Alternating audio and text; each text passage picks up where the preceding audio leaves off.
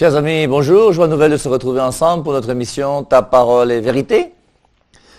Je voudrais avec vous commencer à faire un petit cycle sur la Vierge Marie. C'est vrai que la Vierge Marie, c'est une femme qui a fait beaucoup écrire sur elle, en bien ou en mal, suivant l'église dans laquelle on est. Et je crois qu'il est important d'essayer de réfléchir simplement pour essayer de comprendre qui est cette femme. Alors, il est vrai que quelque part, j'ai souvent entendu dire que la Bible ne parle pas beaucoup de la Vierge Marie, que le Nouveau Testament ne parle pas beaucoup de Marie. C'est un argument qu'on entend dans certaines églises qui essayent justement de justifier la manière dont on peut la dénigrer en pensant que nous les catholiques, on exagère quand même un petit peu avec elle. Et dire que le Nouveau Testament ne parle pas beaucoup de Marie me semble être une erreur colossale. Quelqu'un qui a lu une fois dans sa vie le Nouveau Testament ne peut pas affirmer que le Nouveau Testament ne parle pas de Marie. Je vais prendre un exemple simple. Nous avons 4 listes des 12 apôtres dans le Nouveau Testament.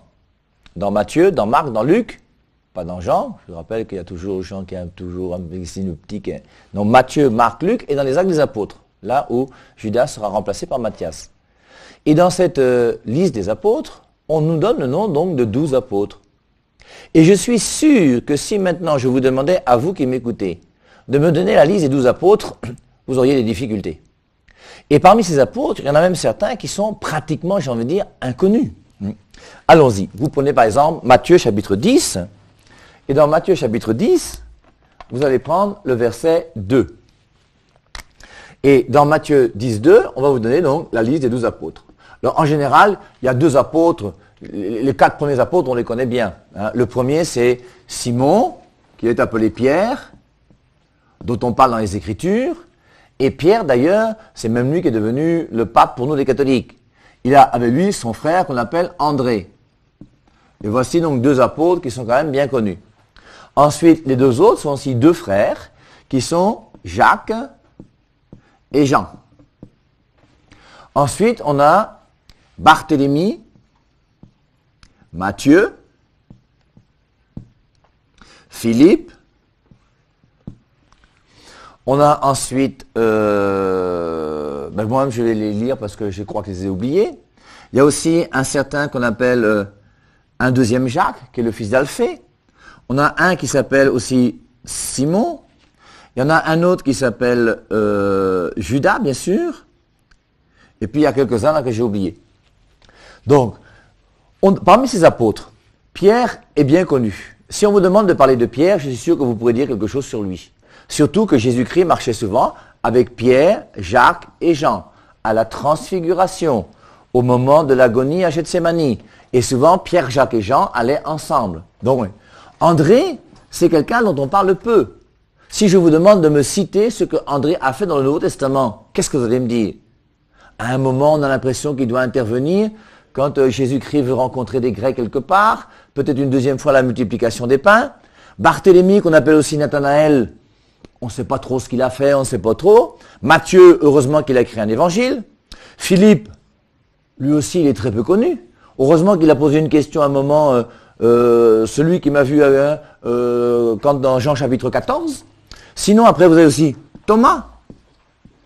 Alors Thomas, lui, forcément, heureusement qu'il a dégamé, parce que s'il n'avait pas dégamé à la résurrection, on ne saurait même pas ce qu'il a fait. Et tout ça pour vous dire que vous voyez que parmi ces apôtres qui sont là, il y a même certains apôtres qu'on ignore complètement dans les Saintes Écritures. Le Simon, le Jacques, si alors, allons-y, les 2 Jacques. Parmi les 2 Jacques qui font partie des 12 apôtres, il y en a un qui est le frère de Jean. Le frère de Jean, c'est lui qu'on appelle Jacques le majeur. Et l'autre Jacques, fils d'Alphée, c'est Jacques le mineur. Et Jacques le mineur, c'est lui qui a écrit l'épître de Jacques. Et c'est lui qui est devenu l'évêque de Jérusalem. Jacques le majeur, qui est le frère de Jean, je pense que c'est même le premier apôtre à mourir. C'est dans Actes au chapitre 12, versets 1 et 2, où on nous dit que Hérode l'a fait tuer en le passant par le fil de l'épée. Et donc, quand on parle de ces 12 apôtres, en définitive, il y a des apôtres là qui sont quand même très très peu connus. La Vierge Marie, on en parle, et on en parle même beaucoup. La Vierge Marie, on en parle à l'Annonciation, on en parle à la Visitation, on en parle lorsque Jésus-Christ a été présenté au temple, on en parle lorsque on l'a cherché pendant 3 jours au temple à Jérusalem, on en parle de la Vierge Marie encore dans les noces de Cana, on parle de Marie à la croix, on parle, mais dans les actes des apôtres, elle est en prière avec les apôtres lorsque le don de l'Esprit Saint va se faire comme Jésus-Christ l'avait promis. Et on voit que la Vierge Marie est une femme qui est très présente dans les Saintes Écritures. Et nous devons comprendre, vous voyez, que, première des choses, que cette femme qu'on appelle Marie est une femme qui n'enlève absolument rien à Jésus. Je ne comprends pas dans ma tête, à moi aujourd'hui, comment des gens veulent faire croire que Marie va s'opposer à Jésus. Et c'est un argument qu'on entend partout, mais qui n'a absolument aucun sens. Je vais prendre un exemple. Si toi, aujourd'hui, tu es amoureux d'une femme, et que tu as l'intention de te marier avec elle, le fait d'aimer sa mère, c'est mauvais ou c'est bon?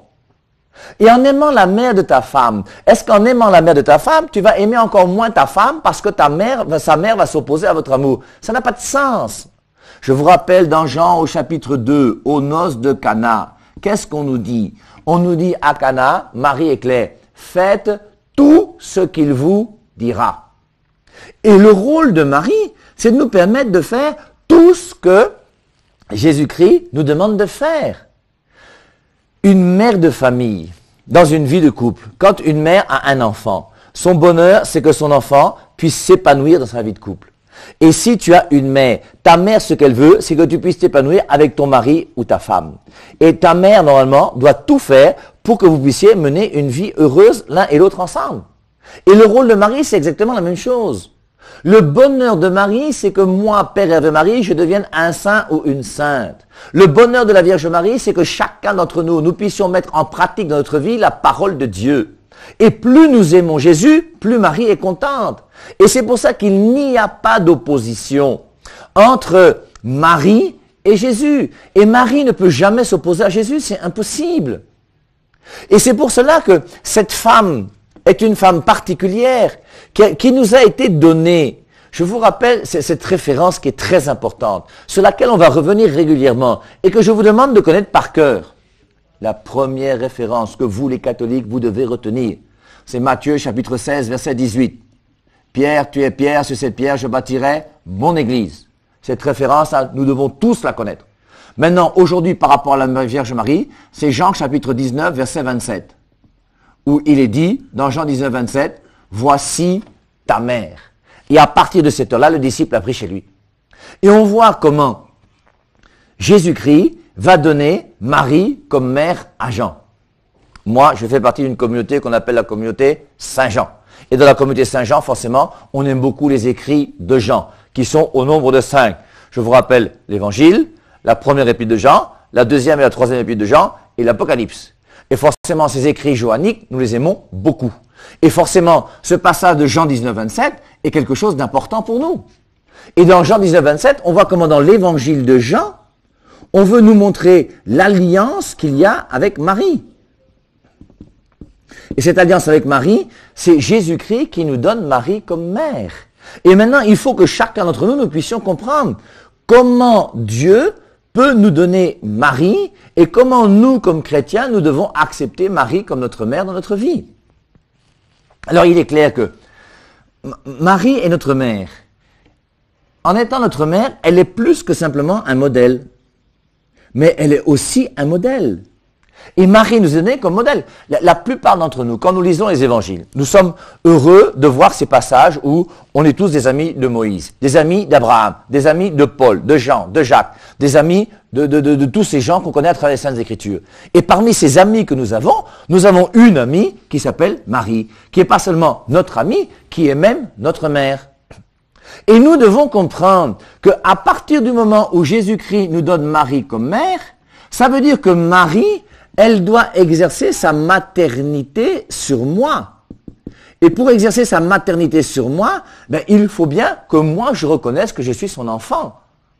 Marie, la différence pour moi, vous voyez, le modèle c'est quoi? Le modèle c'est, on a quelqu'un qui est là, qui fait des choses et on voudrait l'imiter. On peut avoir comme modèle Étophis pour le football, le chant, vous prenez qui vous voulez, peu importe. Ils sont des modèles. Et le modèle est toujours extérieur à nous. La mère, il y a quelque chose d'intérieur. La mère nous éduque. Et il y a une éducation de Marie sur nous. Et Jésus-Christ a voulu qu'il y ait cette éducation de Marie sur chacun de ceux qui veulent être des amis de Jésus. Et Jean, le disciple bien-aimé, a accepté de garder Marie, qui est la mère de Jésus, comme sa mère. Et chacun d'entre nous, nous devons, à partir du moment où nous sommes chrétiens, accepter le témoignage que Jésus-Christ nous donne. Et surtout, pas seulement son témoignage à la fin de sa vie, son testament, dans le testament dans lequel il nous donne Marie comme mère. Et c'est pour ça que réfléchir maintenant sur cette maternité de Marie, c'est pas toujours très facile, je vous l'accorde. Mais c'est à nous d'essayer de comprendre et de comprendre que cette maternité de Marie sur moi ne pourra jamais m'empêcher d'aimer Jésus. Jésus a aimé Marie. Jésus nous dit dans Jean 13, 34, « Aimez-vous les uns les autres comme je vous ai aimés. » Et nous devons nous aimer les uns les autres. Et nous devons, en nous aimant, aimer tous les amis de Jésus. Et c'est pour ça que c'est normal qu'on puisse aimer Jean, Paul, Matthieu et tout ce que vous voulez. Et en aimant ses amis, nous devons aussi tenir compte de celle qui est Marie, qui a été choisie par Dieu d'une manière particulière. Vous voyez, dans les Écritures, je viens de vous montrer, n'est-ce pas, que on nous dit que on ne parle pas beaucoup de Marie. De fait, pour moi, je m'oppose à ça et je vous dis qu'on parle de Marie dans les Saintes Écritures. Et maintenant qu'on parle de Marie dans les Saintes Écritures, nous devons comprendre que les quelques versets que nous avons sur Marie sont des versets qui sont très très importants.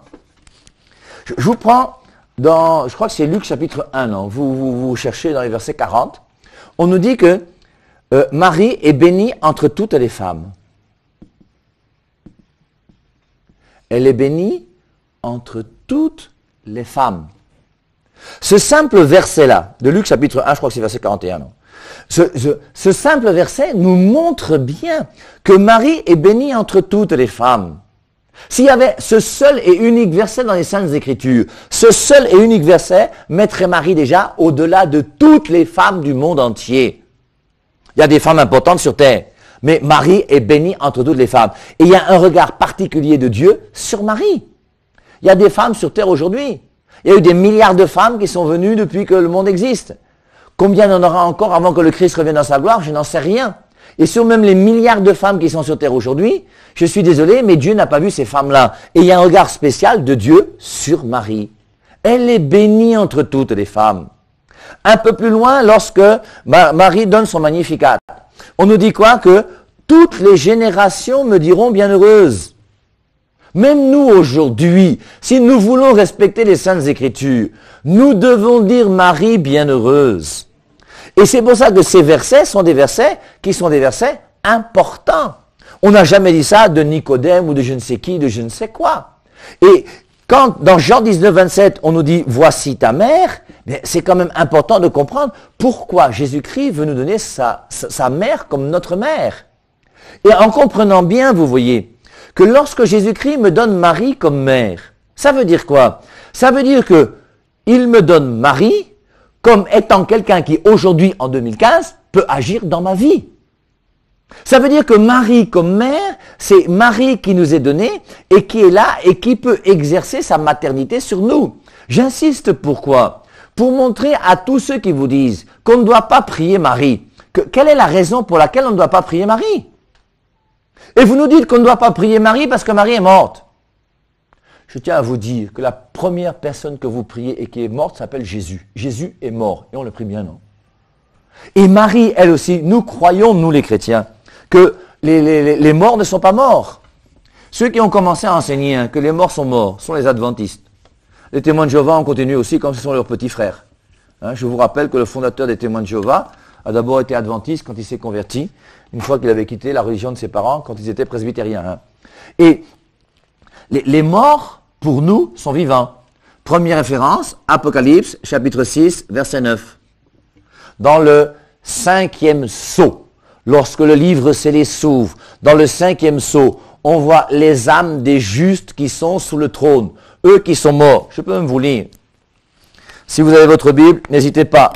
Prenez aussi Apocalypse, chapitre 6, verset 9.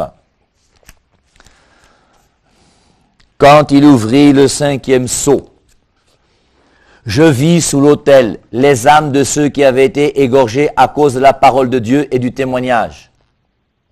Ce sont des gens qui sont morts, ils sont martyrs, ils ont été égorgés à cause de la parole de Dieu. Ils crièrent d'une voix forte, « Jusqu'à quand, Maître saint et véritable, tarderas-tu à faire justice et à venger notre sang sur les habitants de la terre ?» Et dans ce passage-là, on montre bien que ces âmes qui sont mortes sont des âmes qui sont même là au ciel, sous le trône et qui parlent. Les morts sont vivants.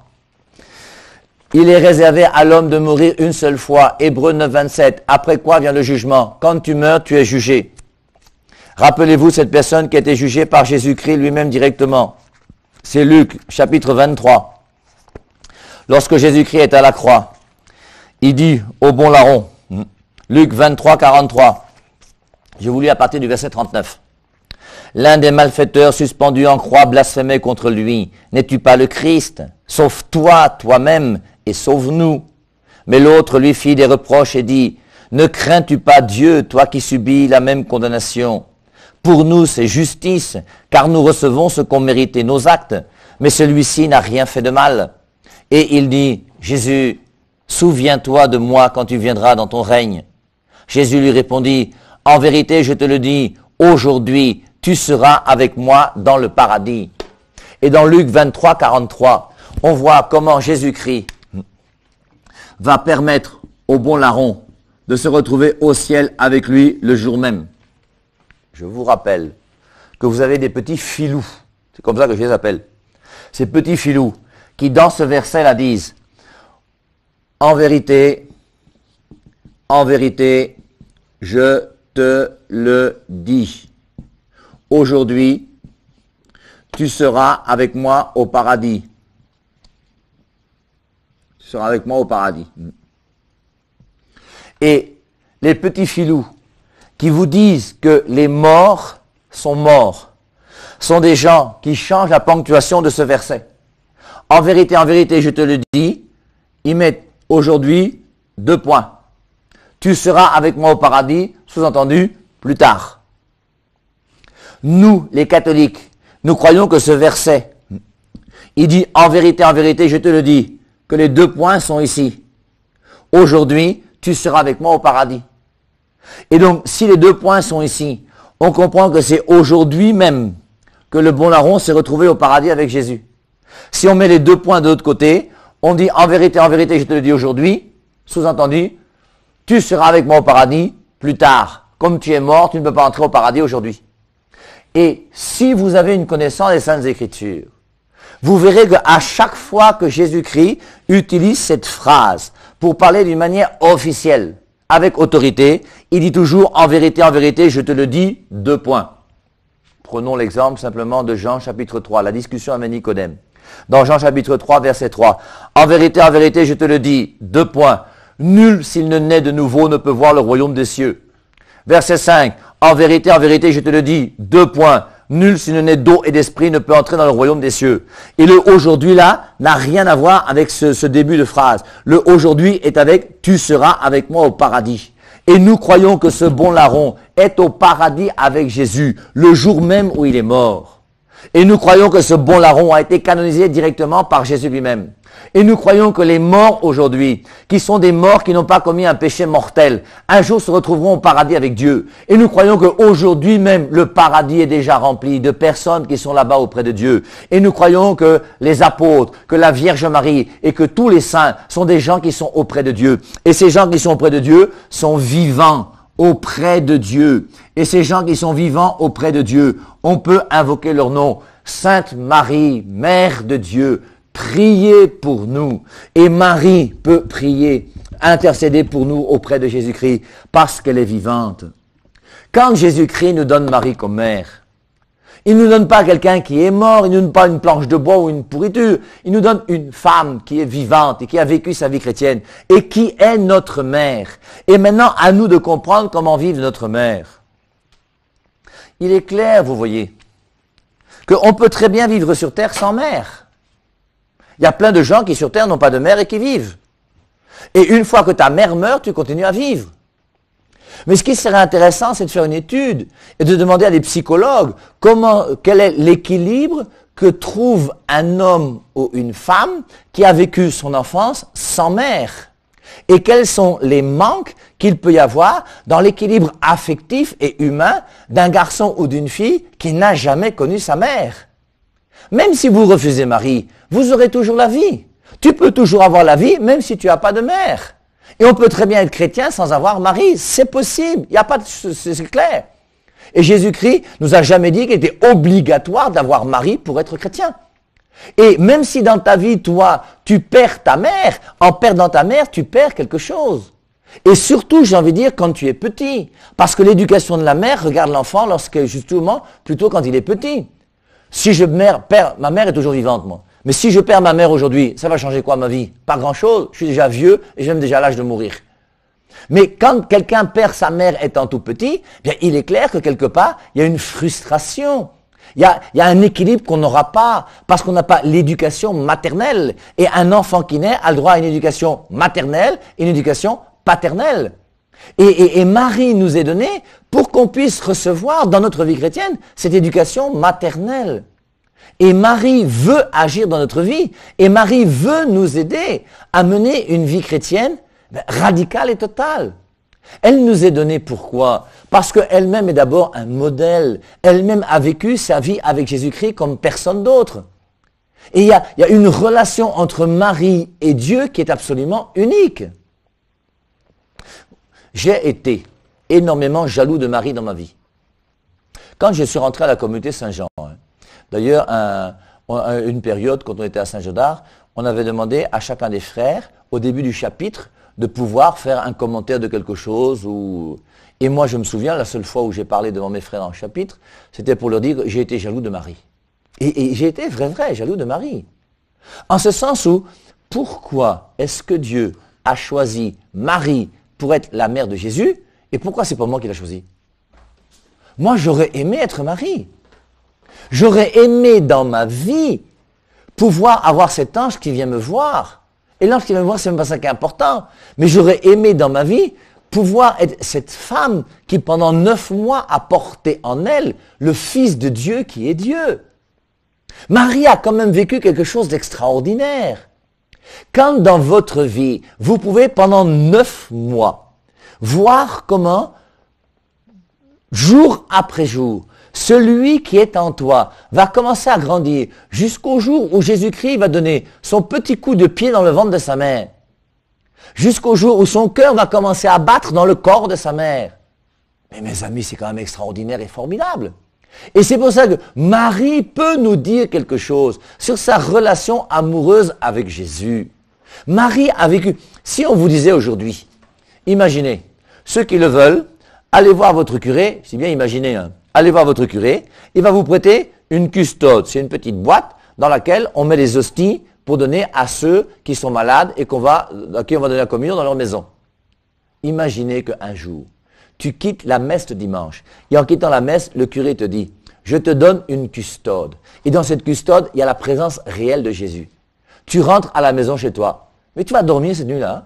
Tu vas pas dormir. Tu vas allumer les bougies. Tu seras là toute la nuit. Avec la présence du Christ réel dans ta maison. Et tu seras tellement heureuse et fière de pouvoir passer cette nuit avec Dieu.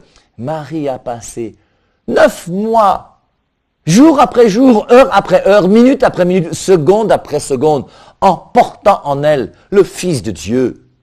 En comprenant que quand elle portait ce Fils de Dieu pendant 9 mois, elle était la seule, Joseph a su après, mais elle était la seule à savoir que Dieu le Père avait un fils, et que Dieu le Père qui avait un fils qui allait venir sur terre, et elle portait en elle ce Fils de Dieu. Mais cette femme, mes amis, on ne peut pas ne pas vouloir essayer de la connaître et de savoir qui elle est. Et cette femme, c'est elle qui t'est donnée à toi pour t'aider à mener une vraie vie chrétienne.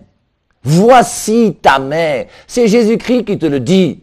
Et il faut que tu prennes soin de cette mère de Jésus-Christ qui est ta mère. C'est très important.